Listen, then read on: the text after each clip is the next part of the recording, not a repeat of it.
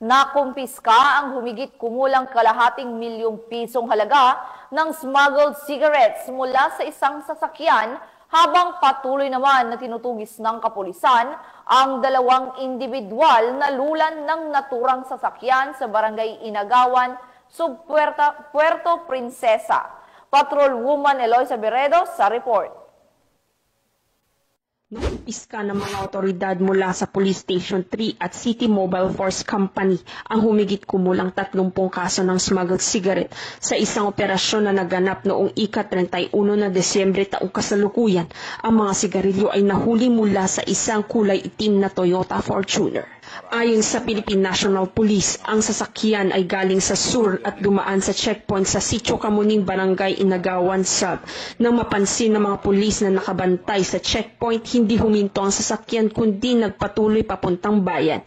Agad nang inireport ito sa Police Station 3 upang harangin ang sasakyan.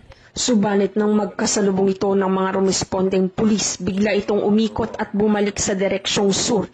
Iniwan ang sasakyan sa gilid ng kalsada habang tumakas ang dalawang sakay nito.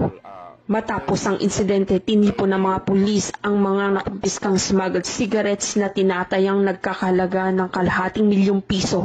Ang mga item kasama ng Toyota Fortuner ay dinala sa Police Station 3 para sa karagdagang investigasyon. Mula dito, sa Calapan City, Oriental, Mindoro, ako ang iyong PNN Correspondent Patrolwoman Eloisa Joy V. Beredo, alagad ng batas, tagataguyod ng Balitang Pulis.